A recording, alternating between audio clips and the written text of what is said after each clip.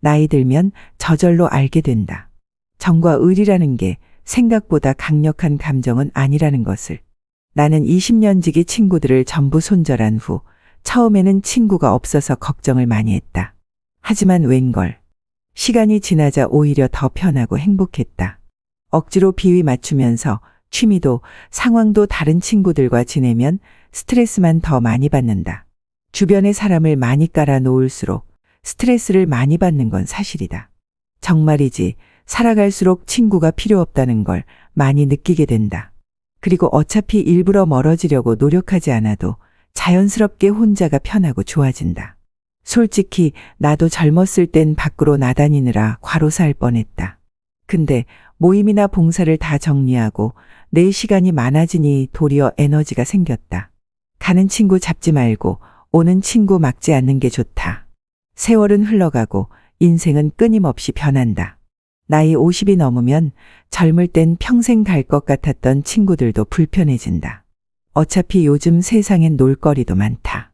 유튜브 보고 TV 보고 밖에 나가 2시간 걷다 보면 시간도 잘 간다. 친구가 필요 없을 정도로. 자기 관리 잘하는 사람은 혼자서도 잘 논다. 아무리 편한 부모 자식 관계도 성인이 되면 가끔씩 한 번만 보는 게 좋듯이 인생은 독고다이다. 친구며 직장 동료며 다 남이다. 그러니 만났을 때 마음만 불편하고 신경이 쓰이는 친구라면 정리하는 게 좋다. 친구와 생각이 너무 다르다는 것을 깨닫게 되는 순간 만남 자체가 시간이 아까운 일이 된다. 인생은 언제나 혼자다. 혼자 왔다 혼자 간다. 혼자 즐기는 것이 삶의 가치를 높인다. 혼자됨이 곧 즐거움이다. 하지만 그럼에도 나이가 들면서 무기력해지는 사람들이 많다. 실제로 한 국내 연구에 따르면 70살이 넘으면 우울증에 걸릴 확률이 2배가 된다고 한다. 혼자 지내는 게 좋다고 해도 인간이라면 문득 외로움이 찾아오기 때문이다. 신체 능력도 예전 같지 않기 때문이다. 나이 들어서의 무기력을 슬기롭게 극복하려면 어떻게 해야 할까? 지금부터 책 무기력이 무기력해지도록을 통해 노년에 어떻게 무기력을 이겨낼 수 있을지 같이 생각해 보도록 하자. 유독 스트레스를 많이 받은 날 당신의 몸과 마음은 어떤 상태가 되는가? 원인 모를 두통이 심해지거나 여기저기가 다 아프고 피곤해지지 않는가? 아무것도 하기 싫어지면서 움직이는 것조차 버겁게 느껴질 지경이 되며 무기력증이 몰려오지 않는가? 어떤 이유에서건 스트레스를 많이 받으면 몸과 마음의 균형이 깨지게 마련이다. 실제로 극심한 스트레스는 소화 기능을 떨어뜨리고 알레르기 증상을 더 심각하게 만든다. 노화를 촉진하고 성기능을 저하시키며 학습 능력을 떨어뜨리기도 한다. 심지어 건망증을 심화시켜 경도인 지장의 수준에 접어들게 하는 수도 있다. 이런 스트레스 상황이 만성화가 되면 몸에도 치명적인 영향이 가게 되면서 당뇨병, 고혈압뿐 아니라 심장병, 뇌졸중, 암 등 심각한 질병으로 이어지기도 한다. 마음의 문제도 심각해지긴 마찬가지다. 스트레스로 인해 불안 증상과 우울감이 찾아왔을 때 이를 해결하지 못하고 오랫동안 그대로 두면 공황장애나 우울증에 빠지게 일쑤다. 특히 만성 스트레스는 전두엽 기능을 약화하고 충동 조절을 잘 못하게 만들어 우리를 일상에서 느끼는 감정에 휘둘리도록 조종한다. 실제로 감정이 잘 통제되지 않아 분노 조절이 힘들다고 호소하는 분들이 상당히 많다. 무기력감 역시 이렇게 잘 통제되지 않아 힘든 감정 상태 중 하나다. 하지만 무기력은 당신 탓이 아닐 수도 있다. 끊임없이 늘어지고 아무런 의욕도 솟질 않는다. 그리고 도통 이유를 알 수 없을 때 대부분의 사람은 가장 먼저 내 몸에 무슨 이상이 있는 건 아닐까 하는 생각을 떠올린다. 나의 의지력이나 습관, 마음과는 무관하게 신체적인 이유로 무기력이 나를 방문한 것이다. 무언가를 하기로 결심할 때 기본적으로 가져야 하는 건 용기다. 그런데 용기보다 중요한 것이 있다. 바로 체력이다. 체력이 어느 정도 받쳐주지 않으면 마음까지 약해져 용기가 솟아날 가능성이 아예 사라져버린다. 체력은 마음 건강에도 지대한 영향을 미친다. 흔히 체력을 측정할 때는 손의 힘인 악력을 살피곤 하는데 고려대 연구팀에서 3,169명의 국가건강영양조사 자료를 토대로 악력과 우울증의 상관관계를 분석한 적이 있다.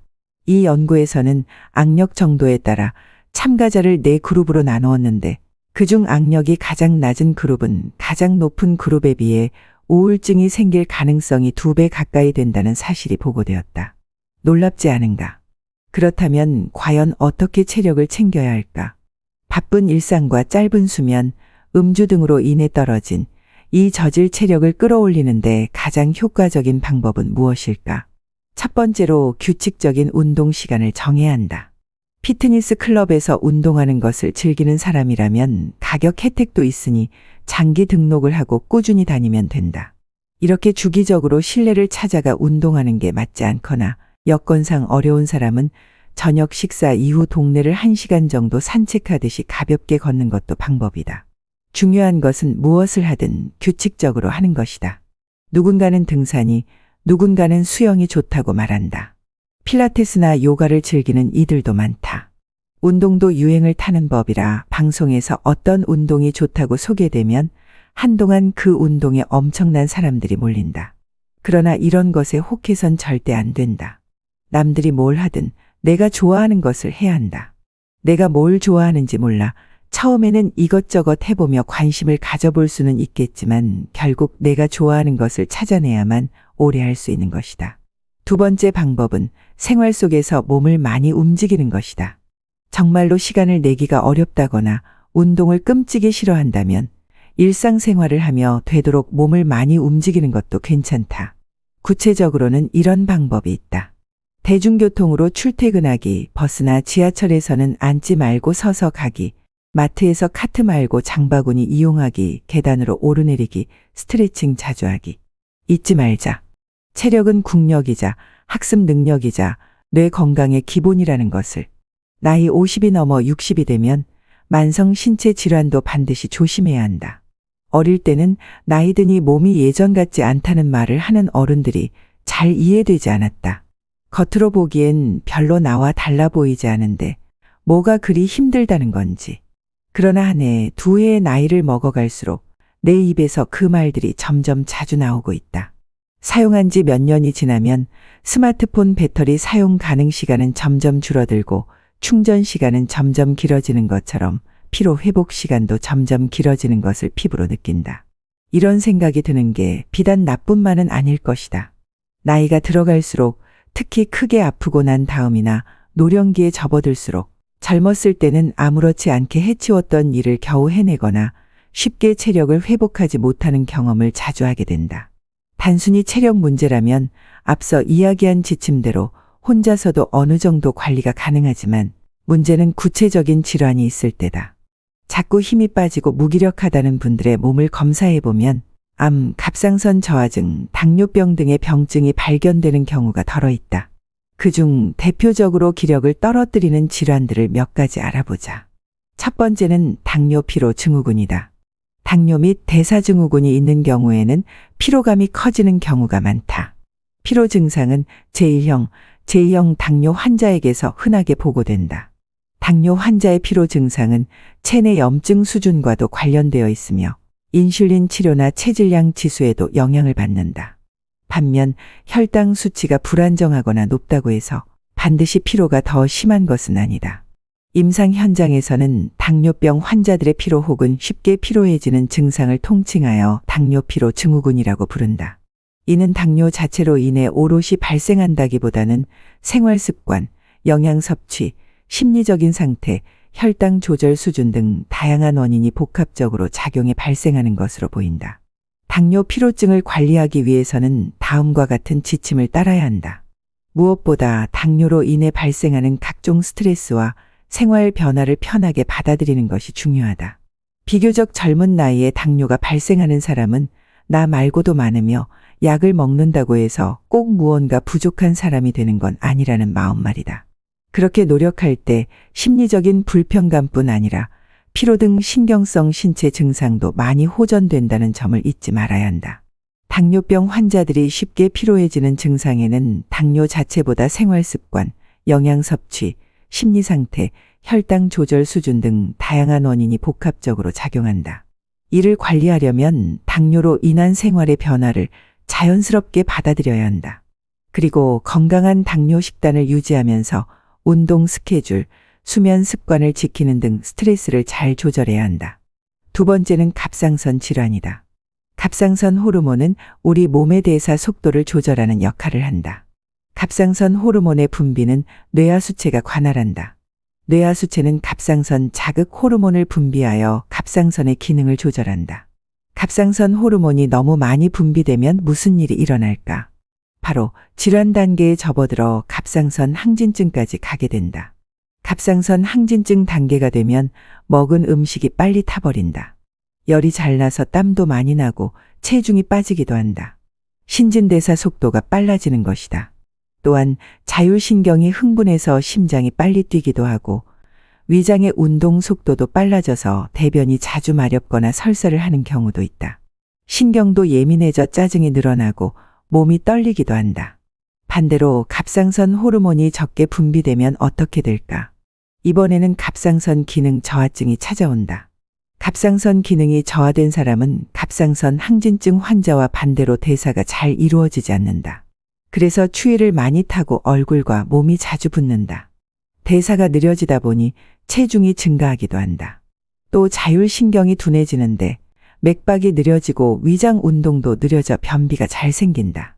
생각 속도나 정신 활동도 느려져서 말을 천천히 하게 되고 아둔해진다. 이때 피곤함을 쉽게 느끼게 되어 무기력증에 빠지는 것이다. 피로가 가시지 않아 힘든데 이와 같은 증상까지 동반된다면 반드시 병원을 찾아 호르몬 검사와 갑상선 검사를 함께 받아보아야 한다.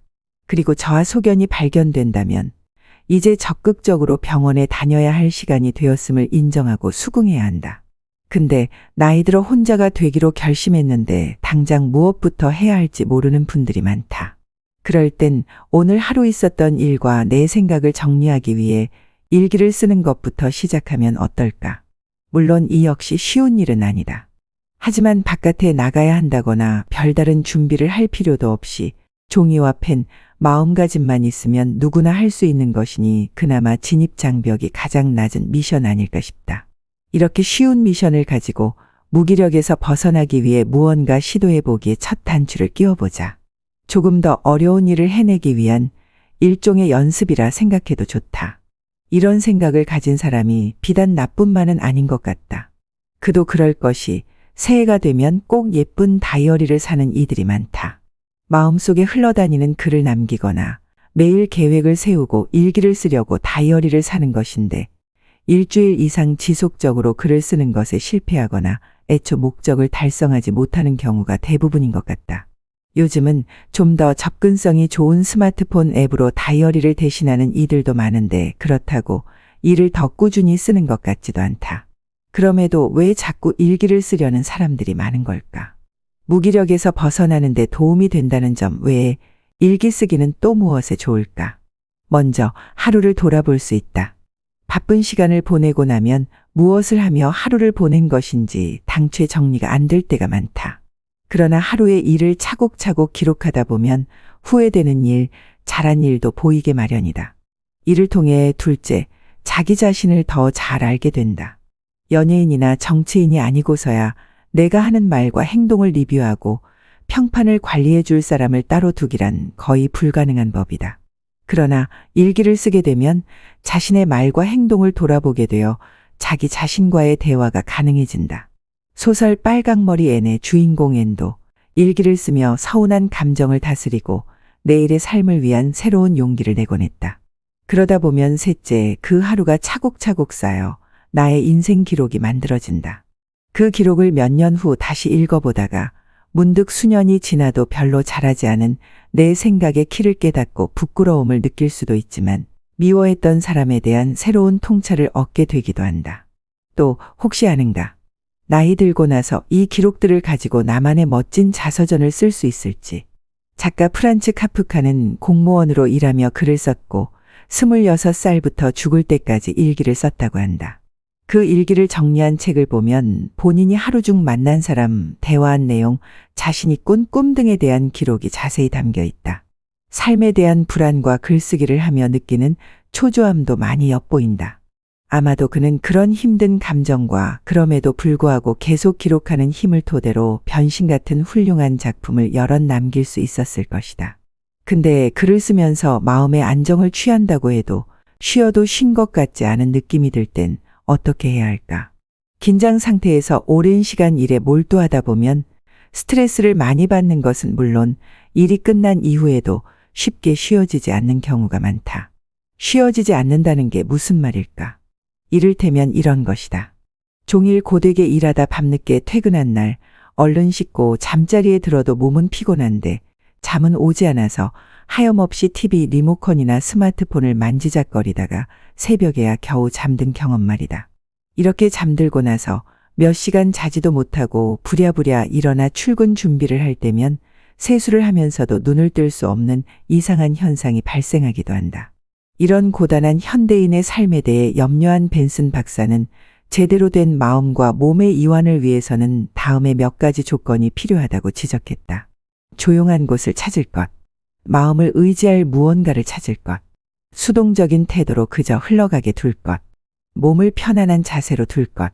즉, 제대로 쉬려면 몸과 마음이 같이 쉬면서 긴장을 풀어내야 하는데, 그러려면 우선 몸을 편안하게 만들고 그에 걸맞게 마음도 편안하게 만들어야 한다는 것이다.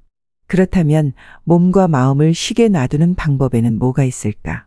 산책하거나 정원을 가꾸는 게 좋은 방법이 될 수 있다. 가까운 거리를 가볍게 산책하는 것도 좋은 쉼의 방법 중 하나다. 특히 숲을 산책하면서 스트레스가 해소되는 효과에 대해서는 다양한 연구가 이루어지고 있다. 숲길을 산책하는 것이 부모의 양육 스트레스를 감소시켰다는 연구도 있고 2116명의 암 환자들을 대상으로 주 3회 40분간 걷게 하고 12주 후 비교해 봤더니 산책하지 않은 그룹에 비해 산책한 그룹이 불안과 우울 증상이 낮아졌다는 이중맹검 연구도 보고되었다. 대학생과 대학원생들을 6주간 주 1회씩 숲길을 산책하게 했더니 건강 증진 활동과 부교감 신경의 활성도는 증가하면서 우울증 정도는 감소했다는 국내 연구도 있다. 단순히 점심시간에 잠깐 걷는 것만으로도 긴장 이완을 일으키는 부교감 신경이 더 활성화할 뿐 아니라 우울 증상도 완화된다는 사실이 놀랍기만 하다. 이제 효과를 알았으니 식사하고 나서 바로 일이나 공부를 시작하지 말고 30분 정도 근처 산책길을 걸어보자. 이런저런 생각은 그저 흘러가게 두자. 사고 전환이 일어나 머릿속을 떠나지 않던 스트레스로부터 자유로워질 것이다. 그러면 운동 중간에는 어떻게 쉬는 게 좋을까? 포항공과대학교 연구팀은 노인을 대상으로 웨이트 트레이닝을 하도록 한 다음 그냥 안정을 취한 그룹과 가볍게 걸은 그룹, 스트레칭하면서 쉰 그룹을 나누어 휴식 방법에 따른 신경 영양성 인자 및 각종 호르몬 변화를 측정해 비교하는 연구를 진행했다. 그 결과 노인의 신경 영양성 인자와 에스트로겐, 멜라토닌 등 노화 관련 호르몬의 긍정적인 변화를 위해서는 그냥 아무것도 하지 않고 쉬는 것보다 스트레칭이나 걷기를 하는 것이 더 낫다는 결론을 보고했다. 농사처럼 온몸의 근육을 사용하는 작업을 한 이후에도 그냥 앉거나 누워서 쉬기만 하는 것보다는 쉬는 것과 체조를 함께하는 방법이 훨씬 피로도 감소에 효과적이라는 연구 보고도 있다. 결과적으로 쉴 때도 그냥 늘어져 있는 것보다는 가볍게 몸을 움직이며 흥분하고 긴장된 몸 근육을 식혀주는 운동을 하는 것이 훨씬 좋은 것으로 판단된다. 정리하면 적절한 근력 운동과 유산소 운동은 뇌 기능에 좋음으로 꾸준히 해주는 게 좋다. 격렬한 운동이나 작업을 한 이후에는 그냥 쉬는 것보다는 가벼운 스트레칭 등으로 몸을 풀어주는 운동을 병행하는 게 회복에 더 도움이 된다. 나이 들면 저절로 알게 된다. 정과 의리라는 게 생각보다 강력한 감정은 아니라는 것을. 나는 20년 지기 친구들을 전부 손절한 후 처음에는 친구가 없어서 걱정을 많이 했다. 하지만 웬걸. 시간이 지나자 오히려 더 편하고 행복했다. 억지로 비위 맞추면서 취미도 상황도 다른 친구들과 지내면 스트레스만 더 많이 받는다. 주변에 사람을 많이 깔아 놓을수록 스트레스를 많이 받는 건 사실이다. 정말이지 살아갈수록 친구가 필요 없다는 걸 많이 느끼게 된다. 그리고 어차피 일부러 멀어지려고 노력하지 않아도 자연스럽게 혼자가 편하고 좋아진다. 솔직히 나도 젊었을 땐 밖으로 나다니느라 과로사 할 뻔했다. 근데 모임이나 봉사를 다 정리하고 내 시간이 많아지니 도리어 에너지가 생겼다. 가는 친구 잡지 말고 오는 친구 막지 않는 게 좋다. 세월은 흘러가고 인생은 끊임없이 변한다. 나이 50이 넘으면 젊을 땐 평생 갈 것 같았던 친구들도 불편해진다. 어차피 요즘 세상엔 놀거리도 많다. 유튜브 보고 TV 보고 밖에 나가 2시간 걷다 보면 시간도 잘 간다. 친구가 필요 없을 정도로. 자기 관리 잘하는 사람은 혼자서도 잘 논다. 아무리 편한 부모 자식 관계도 성인이 되면 가끔씩 한 번만 보는 게 좋듯이 인생은 독고다이다. 친구며 직장 동료며 다 남이다. 그러니 만났을 때 마음만 불편하고 신경이 쓰이는 친구라면 정리하는 게 좋다. 친구와 생각이 너무 다르다는 것을 깨닫게 되는 순간 만남 자체가 시간이 아까운 일이 된다. 인생은 언제나 혼자다. 혼자 왔다 혼자 간다. 혼자 즐기는 것이 삶의 가치를 높인다. 혼자됨이 곧 즐거움이다. 하지만 그럼에도 나이가 들면서 무기력해지는 사람들이 많다. 실제로 한 국내 연구에 따르면 70살이 넘으면 우울증에 걸릴 확률이 2배가 된다고 한다. 혼자 지내는 게 좋다고 해도 인간이라면 문득 외로움이 찾아오기 때문이다. 신체 능력도 예전 같지 않기 때문이다. 나이 들어서의 무기력을 슬기롭게 극복하려면 어떻게 해야 할까? 지금부터 책 무기력이 무기력해지도록을 통해 노년에 어떻게 무기력을 이겨낼 수 있을지 같이 생각해 보도록 하자. 유독 스트레스를 많이 받은 날 당신의 몸과 마음은 어떤 상태가 되는가? 원인 모를 두통이 심해지거나 여기저기가 다 아프고 피곤해지지 않는가? 아무것도 하기 싫어지면서 움직이는 것조차 버겁게 느껴질 지경이 되며 무기력증이 몰려오지 않는가? 어떤 이유에서건 스트레스를 많이 받으면 몸과 마음의 균형이 깨지게 마련이다. 실제로 극심한 스트레스는 소화 기능을 떨어뜨리고 알레르기 증상을 더 심각하게 만든다. 노화를 촉진하고 성기능을 저하시키며 학습 능력을 떨어뜨리기도 한다. 심지어 건망증을 심화시켜 경도인 지장의 수준에 접어들게 하는 수도 있다. 이런 스트레스 상황이 만성화가 되면 몸에도 치명적인 영향이 가게 되면서 당뇨병, 고혈압뿐 아니라 심장병, 뇌졸중, 암 등 심각한 질병으로 이어지기도 한다. 마음의 문제도 심각해지긴 마찬가지다. 스트레스로 인해 불안 증상과 우울감이 찾아왔을 때 이를 해결하지 못하고 오랫동안 그대로 두면 공황장애나 우울증에 빠지게 일쑤다. 특히 만성 스트레스는 전두엽 기능을 약화하고 충동 조절을 잘 못하게 만들어 우리를 일상에서 느끼는 감정에 휘둘리도록 조종한다. 실제로 감정이 잘 통제되지 않아 분노 조절이 힘들다고 호소하는 분들이 상당히 많다. 무기력감 역시 이렇게 잘 통제되지 않아 힘든 감정 상태 중 하나다. 하지만 무기력은 당신 탓이 아닐 수도 있다. 끊임없이 늘어지고 아무런 의욕도 솟질 않는다. 그리고 도통 이유를 알 수 없을 때 대부분의 사람은 가장 먼저 내 몸에 무슨 이상이 있는 건 아닐까 하는 생각을 떠올린다. 나의 의지력이나 습관, 마음과는 무관하게 신체적인 이유로 무기력이 나를 방문한 것이다. 무언가를 하기로 결심할 때 기본적으로 가져야 하는 건 용기다. 그런데 용기보다 중요한 것이 있다. 바로 체력이다. 체력이 어느 정도 받쳐주지 않으면 마음까지 약해져 용기가 솟아날 가능성이 아예 사라져버린다. 체력은 마음 건강에도 지대한 영향을 미친다. 흔히 체력을 측정할 때는 손의 힘인 악력을 살피곤 하는데 고려대 연구팀에서 3,169명의 국가건강영양조사 자료를 토대로 악력과 우울증의 상관관계를 분석한 적이 있다. 이 연구에서는 악력 정도에 따라 참가자를 4그룹으로 나누었는데 그중 악력이 가장 낮은 그룹은 가장 높은 그룹에 비해 우울증이 생길 가능성이 2배 가까이 된다는 사실이 보고되었다. 놀랍지 않은가? 그렇다면 과연 어떻게 체력을 챙겨야 할까? 바쁜 일상과 짧은 수면, 음주 등으로 인해 떨어진 이 저질 체력을 끌어올리는데 가장 효과적인 방법은 무엇일까? 첫 번째로 규칙적인 운동 시간을 정해야 한다.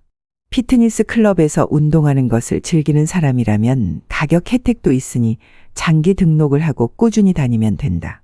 이렇게 주기적으로 실내를 찾아가 운동하는 게 맞지 않거나 여건상 어려운 사람은 저녁 식사 이후 동네를 1시간 정도 산책하듯이 가볍게 걷는 것도 방법이다. 중요한 것은 무엇을 하든 규칙적으로 하는 것이다. 누군가는 등산이, 누군가는 수영이 좋다고 말한다. 필라테스나 요가를 즐기는 이들도 많다. 운동도 유행을 타는 법이라 방송에서 어떤 운동이 좋다고 소개되면 한동안 그 운동에 엄청난 사람들이 몰린다. 그러나 이런 것에 혹해선 절대 안 된다. 남들이 뭘 하든 내가 좋아하는 것을 해야 한다. 내가 뭘 좋아하는지 몰라 처음에는 이것저것 해보며 관심을 가져볼 수는 있겠지만 결국 내가 좋아하는 것을 찾아내야만 오래 할 수 있는 것이다. 두 번째 방법은 생활 속에서 몸을 많이 움직이는 것이다. 정말로 시간을 내기가 어렵다거나 운동을 끔찍이 싫어한다면 일상생활을 하며 되도록 몸을 많이 움직이는 것도 괜찮다. 구체적으로는 이런 방법이 있다. 대중교통으로 출퇴근하기, 버스나 지하철에서는 앉지 말고 서서 가기, 마트에서 카트 말고 장바구니 이용하기, 계단으로 오르내리기, 스트레칭 자주 하기. 잊지 말자. 체력은 국력이자 학습 능력이자 뇌 건강의 기본이라는 것을. 나이 50이 넘어 60이 되면 만성 신체 질환도 반드시 조심해야 한다. 어릴 때는 나이 드니 몸이 예전 같지 않다는 말을 하는 어른들이 잘 이해되지 않았다. 겉으로 보기엔 별로 나와 달라 보이지 않은데 뭐가 그리 힘들다는 건지. 그러나 한 해, 두 해의 나이를 먹어갈수록 내 입에서 그 말들이 점점 자주 나오고 있다. 사용한 지 몇 년이 지나면 스마트폰 배터리 사용 가능 시간은 점점 줄어들고 충전 시간은 점점 길어지는 것처럼 피로 회복 시간도 점점 길어지는 것을 피부로 느낀다. 이런 생각이 드는 게 비단 나뿐만은 아닐 것이다. 나이가 들어갈수록 특히 크게 아프고 난 다음이나 노령기에 접어들수록 젊었을 때는 아무렇지 않게 해치웠던 일을 겨우 해내거나 쉽게 체력을 회복하지 못하는 경험을 자주 하게 된다. 단순히 체력 문제라면 앞서 이야기한 지침대로 혼자서도 어느 정도 관리가 가능하지만 문제는 구체적인 질환이 있을 때다. 자꾸 힘이 빠지고 무기력하다는 분들의 몸을 검사해보면 암, 갑상선 저하증, 당뇨병 등의 병증이 발견되는 경우가 덜어 있다.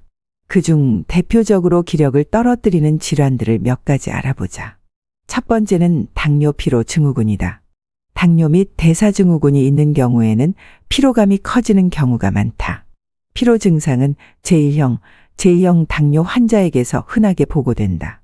당뇨 환자의 피로 증상은 체내 염증 수준과도 관련되어 있으며 인슐린 치료나 체질량 지수에도 영향을 받는다. 반면 혈당 수치가 불안정하거나 높다고 해서 반드시 피로가 더 심한 것은 아니다.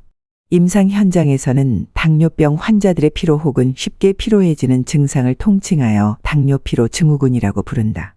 이는 당뇨 자체로 인해 오롯이 발생한다기보다는 생활 습관, 영양 섭취, 심리적인 상태, 혈당 조절 수준 등 다양한 원인이 복합적으로 작용해 발생하는 것으로 보인다.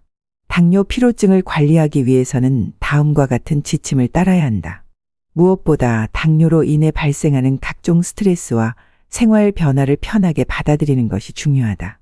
비교적 젊은 나이에 당뇨가 발생하는 사람은 나 말고도 많으며 약을 먹는다고 해서 꼭 무언가 부족한 사람이 되는 건 아니라는 마음 말이다. 그렇게 노력할 때 심리적인 불편감뿐 아니라 피로 등 신경성 신체 증상도 많이 호전된다는 점을 잊지 말아야 한다. 당뇨병 환자들이 쉽게 피로해지는 증상에는 당뇨 자체보다 생활 습관, 영양 섭취, 심리 상태, 혈당 조절 수준 등 다양한 원인이 복합적으로 작용한다. 이를 관리하려면 당뇨로 인한 생활의 변화를 자연스럽게 받아들여야 한다. 그리고 건강한 당뇨 식단을 유지하면서 운동 스케줄, 수면 습관을 지키는 등 스트레스를 잘 조절해야 한다. 두 번째는 갑상선 질환이다. 갑상선 호르몬은 우리 몸의 대사 속도를 조절하는 역할을 한다. 갑상선 호르몬의 분비는 뇌하수체가 관할한다. 뇌하수체는 갑상선 자극 호르몬을 분비하여 갑상선의 기능을 조절한다. 갑상선 호르몬이 너무 많이 분비되면 무슨 일이 일어날까? 바로 질환 단계에 접어들어 갑상선 항진증까지 가게 된다. 갑상선 항진증 단계가 되면 먹은 음식이 빨리 타버린다. 열이 잘 나서 땀도 많이 나고 체중이 빠지기도 한다. 신진대사 속도가 빨라지는 것이다. 또한 자율신경이 흥분해서 심장이 빨리 뛰기도 하고 위장의 운동 속도도 빨라져서 대변이 자주 마렵거나 설사를 하는 경우도 있다. 신경도 예민해져 짜증이 늘어나고 몸이 떨리기도 한다. 반대로 갑상선 호르몬이 적게 분비되면 어떻게 될까? 이번에는 갑상선 기능 저하증이 찾아온다. 갑상선 기능이 저하된 사람은 갑상선 항진증 환자와 반대로 대사가 잘 이루어지지 않는다.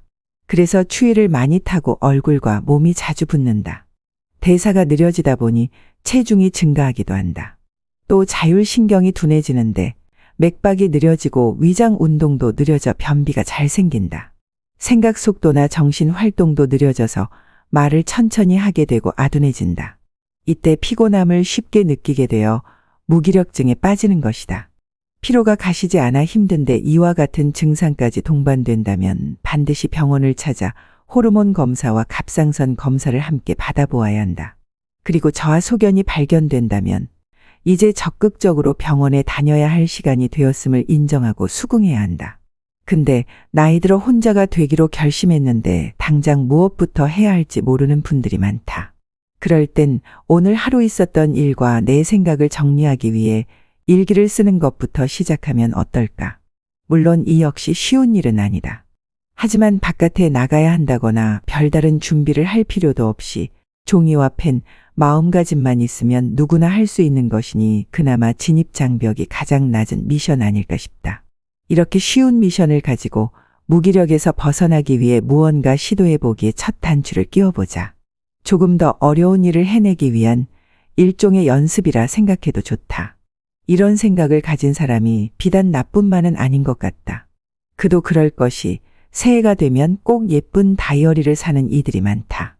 마음속에 흘러다니는 글을 남기거나 매일 계획을 세우고 일기를 쓰려고 다이어리를 사는 것인데 일주일 이상 지속적으로 글을 쓰는 것에 실패하거나 애초 목적을 달성하지 못하는 경우가 대부분인 것 같다.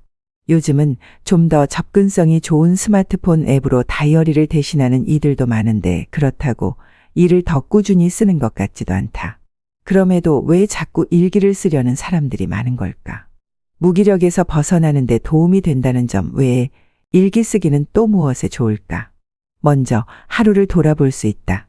바쁜 시간을 보내고 나면 무엇을 하며 하루를 보낸 것인지 당최 정리가 안 될 때가 많다.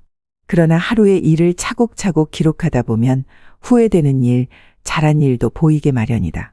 이를 통해 둘째, 자기 자신을 더 잘 알게 된다. 연예인이나 정치인이 아니고서야 내가 하는 말과 행동을 리뷰하고 평판을 관리해 줄 사람을 따로 두기란 거의 불가능한 법이다. 그러나 일기를 쓰게 되면 자신의 말과 행동을 돌아보게 되어 자기 자신과의 대화가 가능해진다. 소설 빨강머리 앤의 주인공 앤도 일기를 쓰며 서운한 감정을 다스리고 내일의 삶을 위한 새로운 용기를 내곤 했다. 그러다 보면 셋째, 그 하루가 차곡차곡 쌓여 나의 인생 기록이 만들어진다. 그 기록을 몇 년 후 다시 읽어보다가 문득 수년이 지나도 별로 자라지 않은 내 생각의 키를 깨닫고 부끄러움을 느낄 수도 있지만 미워했던 사람에 대한 새로운 통찰을 얻게 되기도 한다. 또 혹시 아는가? 나이 들고 나서 이 기록들을 가지고 나만의 멋진 자서전을 쓸 수 있을지. 작가 프란츠 카프카는 공무원으로 일하며 글을 썼고 26살부터 죽을 때까지 일기를 썼다고 한다. 그 일기를 정리한 책을 보면 본인이 하루 중 만난 사람, 대화한 내용, 자신이 꾼 꿈 등에 대한 기록이 자세히 담겨 있다. 삶에 대한 불안과 글쓰기를 하며 느끼는 초조함도 많이 엿보인다. 아마도 그는 그런 힘든 감정과 그럼에도 불구하고 계속 기록하는 힘을 토대로 변신 같은 훌륭한 작품을 여럿 남길 수 있었을 것이다. 근데 글을 쓰면서 마음의 안정을 취한다고 해도 쉬어도 쉰 것 같지 않은 느낌이 들 땐 어떻게 해야 할까? 긴장 상태에서 오랜 시간 일에 몰두하다 보면 스트레스를 많이 받는 것은 물론 일이 끝난 이후에도 쉽게 쉬어지지 않는 경우가 많다. 쉬어지지 않는다는 게 무슨 말일까? 이를테면 이런 것이다. 종일 고되게 일하다 밤늦게 퇴근한 날 얼른 씻고 잠자리에 들어도 몸은 피곤한데 잠은 오지 않아서 하염없이 TV 리모컨이나 스마트폰을 만지작거리다가 새벽에야 겨우 잠든 경험 말이다. 이렇게 잠들고 나서 몇 시간 자지도 못하고 부랴부랴 일어나 출근 준비를 할 때면 세수를 하면서도 눈을 뜰 수 없는 이상한 현상이 발생하기도 한다. 이런 고단한 현대인의 삶에 대해 염려한 벤슨 박사는 제대로 된 마음과 몸의 이완을 위해서는 다음에 몇 가지 조건이 필요하다고 지적했다. 조용한 곳을 찾을 것. 마음을 의지할 무언가를 찾을 것. 수동적인 태도로 그저 흘러가게 둘 것. 몸을 편안한 자세로 둘 것. 즉, 제대로 쉬려면 몸과 마음이 같이 쉬면서 긴장을 풀어내야 하는데, 그러려면 우선 몸을 편안하게 만들고 그에 걸맞게 마음도 편안하게 만들어야 한다는 것이다. 그렇다면 몸과 마음을 쉬게 놔두는 방법에는 뭐가 있을까? 산책하거나 정원을 가꾸는 게 좋은 방법이 될 수 있다. 가까운 거리를 가볍게 산책하는 것도 좋은 쉼의 방법 중 하나다. 특히 숲을 산책하면서 스트레스가 해소되는 효과에 대해서는 다양한 연구가 이루어지고 있다.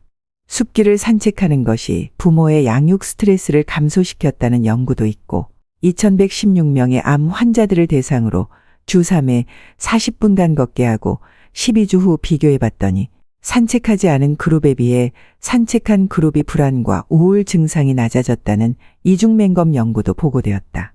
대학생과 대학원생들을 6주간 주 1회씩 숲길을 산책하게 했더니 건강 증진 활동과 부교감 신경의 활성도는 증가하면서 우울증 정도는 감소했다는 국내 연구도 있다. 단순히 점심시간에 잠깐 걷는 것만으로도 긴장 이완을 일으키는 부교감 신경이 더 활성화할 뿐 아니라 우울 증상도 완화된다는 사실이 놀랍기만 하다. 이제 효과를 알았으니 식사하고 나서 바로 일이나 공부를 시작하지 말고 30분 정도 근처 산책길을 걸어보자. 이런저런 생각은 그저 흘러가게 두자. 사고 전환이 일어나 머릿속을 떠나지 않던 스트레스로부터 자유로워질 것이다. 그러면 운동 중간에는 어떻게 쉬는 게 좋을까? 포항공과대학교 연구팀은 노인을 대상으로 웨이트 트레이닝을 하도록 한 다음 그냥 안정을 취한 그룹과 가볍게 걸은 그룹, 스트레칭하면서 쉰 그룹을 나누어 휴식 방법에 따른 신경 영양성 인자 및 각종 호르몬 변화를 측정해 비교하는 연구를 진행했다. 그 결과 노인의 신경 영양성 인자와 에스트로겐, 멜라토닌 등 노화 관련 호르몬의 긍정적인 변화를 위해서는 그냥 아무것도 하지 않고 쉬는 것보다 스트레칭이나 걷기를 하는 것이 더 낫다는 결론을 보고했다. 농사처럼 온몸의 근육을 사용하는 작업을 한 이후에도 그냥 앉거나 누워서 쉬기만 하는 것보다는 쉬는 것과 체조를 함께하는 방법이 훨씬 피로도 감소에 효과적이라는 연구 보고도 있다. 결과적으로 쉴 때도 그냥 늘어져 있는 것보다는 가볍게 몸을 움직이며 흥분하고 긴장된 몸 근육을 식혀주는 운동을 하는 것이 훨씬 좋은 것으로 판단된다. 정리하면 적절한 근력 운동과 유산소 운동은 뇌 기능에 좋음으로 꾸준히 해주는 게 좋다. 격렬한 운동이나 작업을 한 이후에는 그냥 쉬는 것보다는 가벼운 스트레칭 등으로 몸을 풀어주는 운동을 병행하는 게 회복에 더 도움이 된다.